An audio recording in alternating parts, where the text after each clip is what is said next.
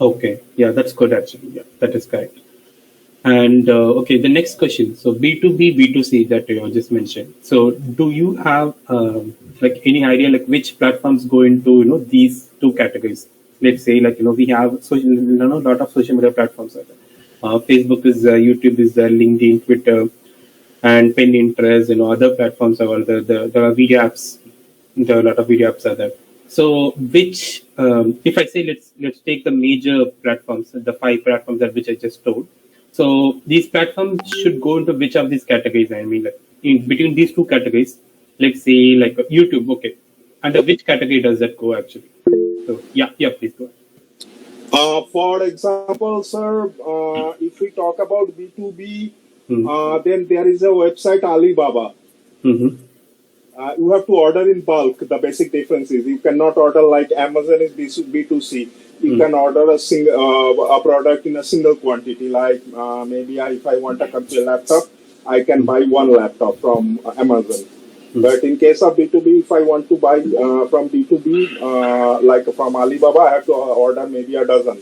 There is a minimum order that I need to place, and the difference becomes in the price.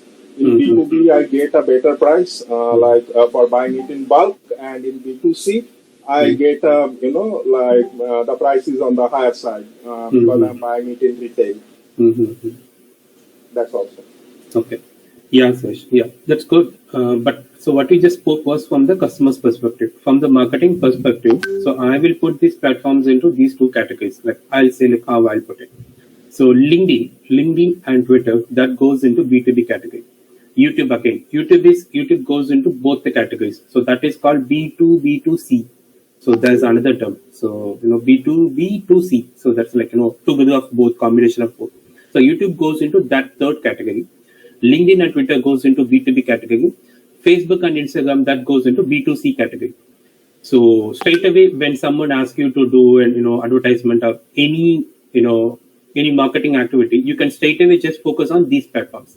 Let's say like we are a B2B company and we provide services to the other companies. Then straight away that your two platforms that you should focus on, you should select is LinkedIn and Twitter. Similarly, for the B2C, let's say like you just mentioned, e-commerce, any clothing industry or any that anything like for example, if you're selling a cake, if you're selling laptop, anything at all to the normal public, the retail, then your go-to platforms are like Instagram and Facebook. So that's why you do that. Okay, so this is the basic of that. Okay, so you guys should know this before you go into the your content marketing. Okay, that's the first step. So you should know which industry that you are in. That's first. Second step is actually knowing your target audience. Okay, so who are my target audience? Let's say like you're selling a clothing for babies actually from the age of 4 to 5, like 1 to 5. So can anyone tell me like who's your target audience? So based on the criteria that I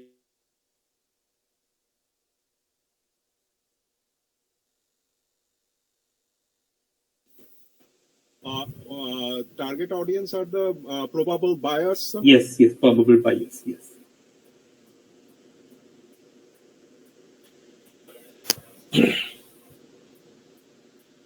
So mostly the target audience, if I say here, so I'm selling a clothing of for the small babies age 1 to 5. So definitely you can't say that the babies are the the target audience. So the target audience are the people the woman age between 25 to 30 or 30 to 35, so maybe so between 25 to 35 age woman, the married woman. So that's your target audience. So again, if every business there's a separate target audience, buyer persona that we say it actually. So you should create that buyer persona. Or, you should have a clear list of your target audience before you go into a content marketing strategy. So that is second step. Third step only, that you actually go into your content marketing thing. There also, okay. So content marketing is a vast subject. Content marketing, anything that you see in the website is a content. You see blog, you see white papers, you see even the YouTube content. Anything that you see deck, anything white papers, everything is a content. But how will you know which content suits for your industry and your company. That again, that needs a lot of analyzing, research, and validation. All that requires actually. For example, let's take Desiku itself. Okay, for Desiku, like what works for Desiku? If I have to say, uh, I could say YouTube content that would work for it. Again, blogs might work for it, but I can't say that simple posters would work for it because it's like 50-50 percentage. Again, it depends on what type of content that you put in that poster, what type of content that you put in blog and all. But again, we have to come to some conclusion on, okay, these type of collaterals will work for it, these type of content collaterals will work for my company, and I've seen it work for other companies as well, for my competitors as well. But what I'll be doing different is that I'll be putting a better content in the same format to beat my competitor, to make my audiences view the content. So that's where. So making use of the why I said about research is that the more research that you do, you come to know about all these things actually. So let's say like your target audiences and which content that works for you. So all these things actually. And yeah, so like I said, so the content is like there are variety of content, like even the website content is a content, videos, podcasts, and then blogs, articles, white papers, and any posters that you create, poll. Like there are varieties of contents, but again, you will have to choose about which that works for your company and which works for your industry. So again, it all depends on the industry. Yeah.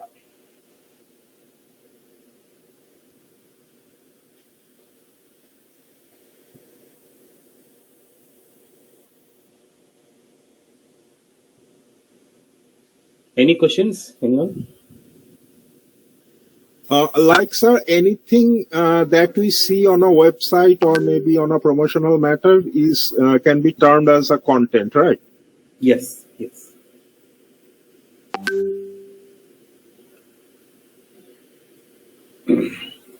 So that's on the content part, and so next is having a clear content framework. Okay, so the framework, as soon as I said the word framework, you guys would know like what does a framework mean actually. So framework is a simple thing, like having a plan or structure or something like that. So the content framework is like having a clear plan of like what, like I said again, what content that you're going to have, and how you're going to have, and how you're going to post, and in which platforms that you're going to post, and how you're going to verify it, reassess it, the performance of it, and what is going to be your content theme, content topics, your messaging, and which day that what you're going to post. So all those things you clearly, like an Excel sheet, you just take an Excel sheet and you clearly put the, dates, and then you mention it. Okay, fine. These days that I'm going to put this thing, this. If you work with multiple companies, multinational companies, that I work with many companies as such. We used to have separate content calendars. Even for QInclude and Desiku also, we have a separate content calendar. Which clearly says this day that we'll be putting a poll, this day we'll be putting sharing a blog, and in these platforms, and what is the descriptions for that, and when it should be ready, because the process is a big process. Sometimes the marketing team itself will have a right to post it, but sometimes it won't actually. But they have to first create a content, they have to create a poster, and it has to be sent to the management, get an approval, then post it. So it's like a long process. So anything that you're going to post it today should be, the first step should be done for that, 2-3 weeks before itself. So like maybe even month before.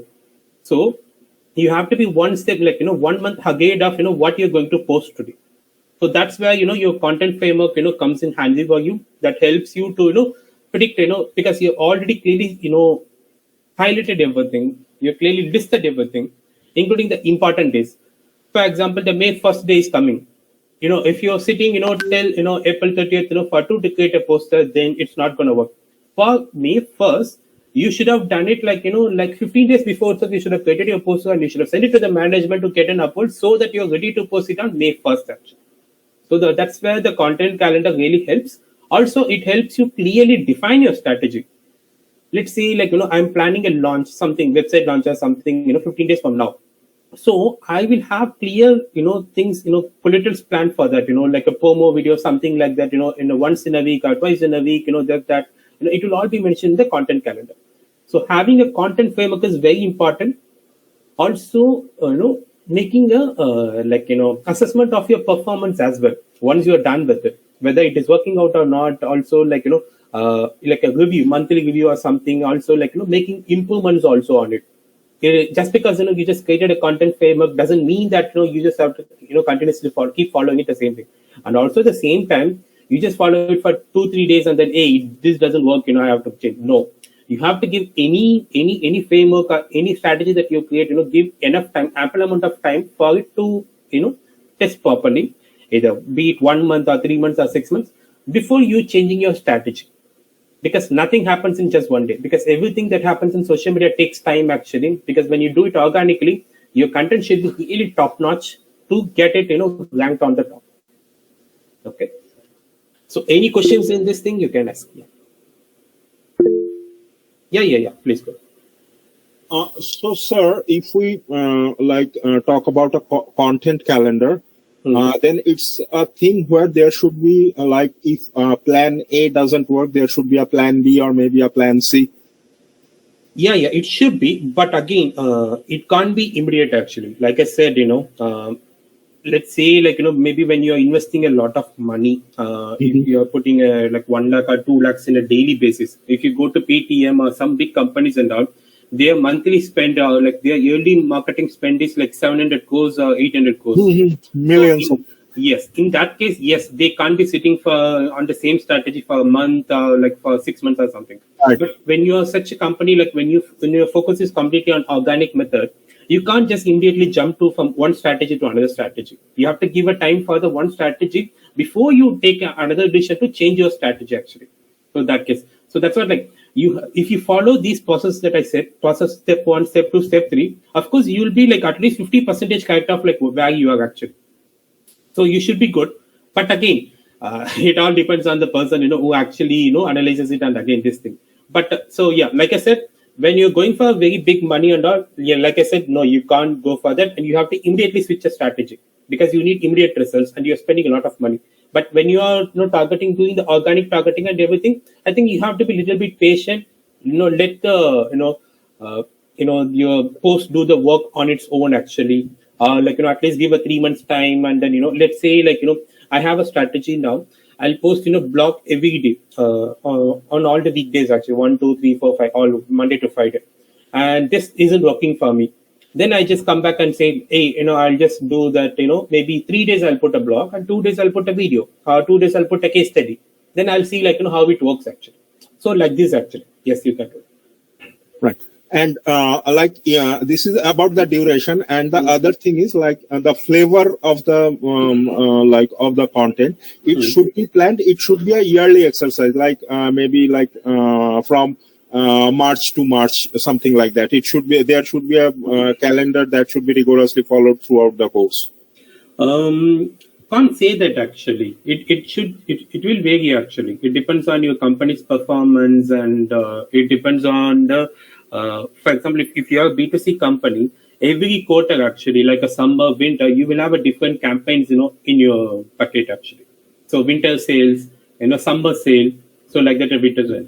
But again, when you go to a B2B company might have a complete, just one plan, one strategy for the entire year actually. So it depends on your company. Also, it depends on your company performance, your management, and other things. Like I said, I work with so many companies. Some companies will be patient, and like you said, some company, leaders will not be patient at all. There'll be one thing that you do. Second day, they will come and they will hey, what's the result? That's the lead. What's the outcome? Just give me like that. I said, no, that's not possible. You haven't done anything for more than a year, and suddenly you just come yesterday. You just start okay. Simple example. You just go to a gym for 1 day, and next day you are where's my muscle? I just where's my six pack? Exactly like that. So it will vary from industry to industry. Again, for B2B, B2C industry, it most probably it won't be the same. B2B, yes, possible, but again, it depends on your leadership, your company, all these things actually, your performance, all that matters. Right, sir. Like you can't get a six pack over the night.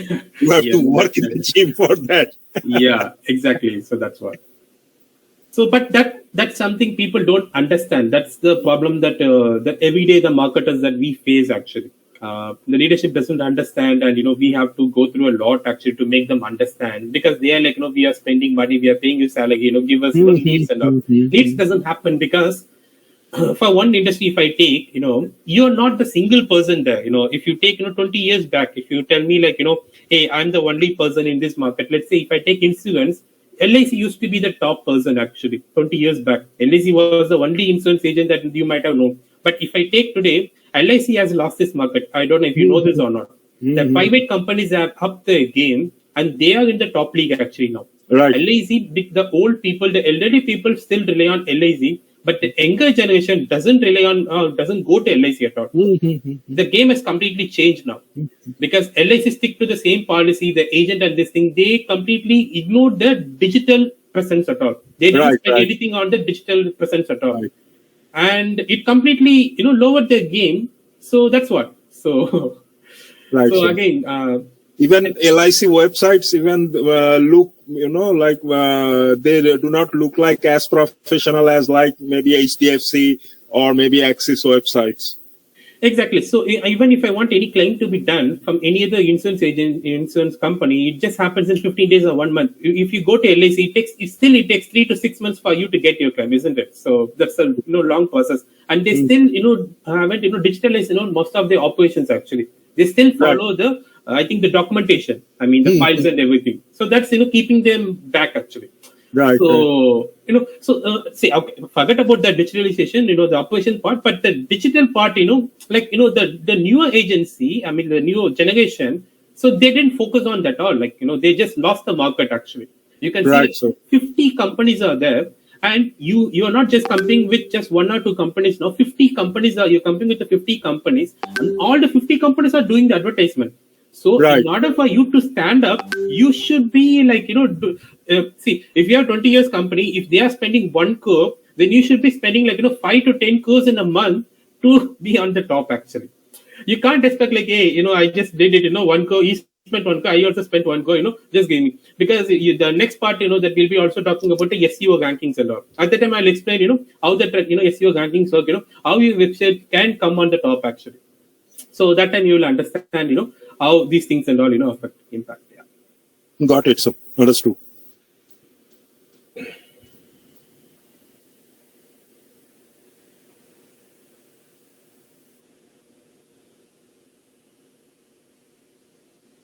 Okay. And next is like, planning long-term content strategy. So again, like what Suresh, has like said actually, sometimes, you have to focus on the long-term strategy actually, like, having one plan for the entire year, and then, having a, end goal, something like that. So let's say like, this March that I'm starting this thing, and I want to achieve this by end of the year actually.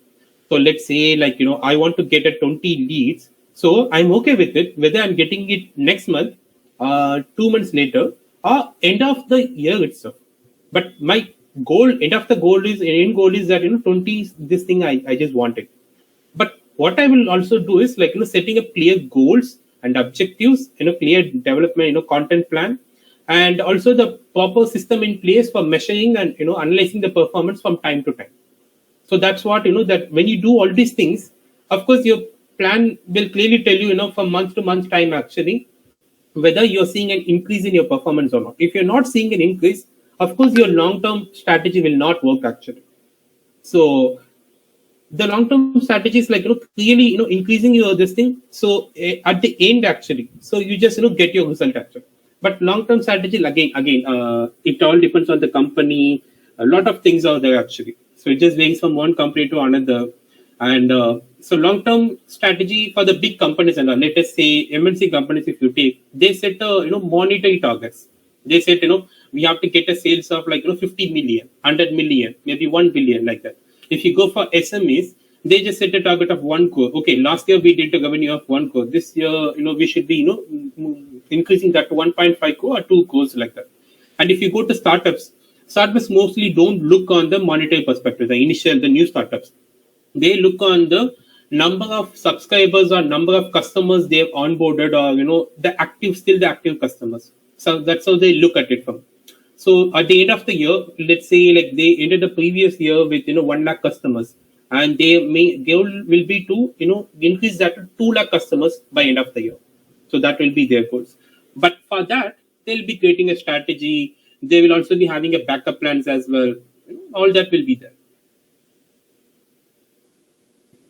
Fourth topic is generating content ideas and creating blog. Okay, so generating content ideas involves, yes, it involves a lot of brainstorming, researching, and identifying what content that you need. Also understanding the content gaps that you have with your competitors.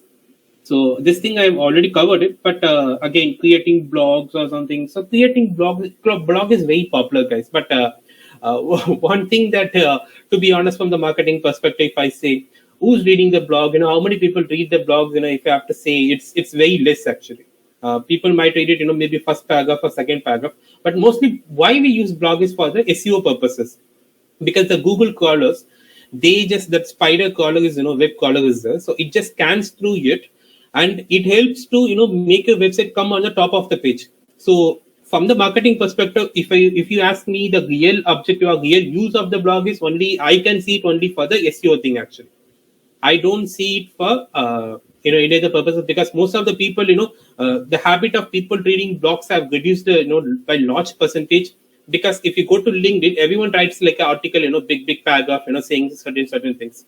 So there's no use for you to actually to go to read the blogs. But again, still the blogs is one of the famous or popular form of content for the B2B audiences actually. So again, yeah, blog, if you want to write a blog or something, so you have to do a proper research. Your topic should be of the recent one, it should be catchy. It should, be sophisticated. Also, like high quality content that you should have it, you should write it in a very high quality, the writing style should be very professional. Also, adding the SEO keywords to get it ranked on the Google search engines. And then after that, publishing it on the social media and, on a regular basis, all the social media platforms. So this is how the process works. Okay, I'll stop for a minute. If you guys have any questions, we can discuss that.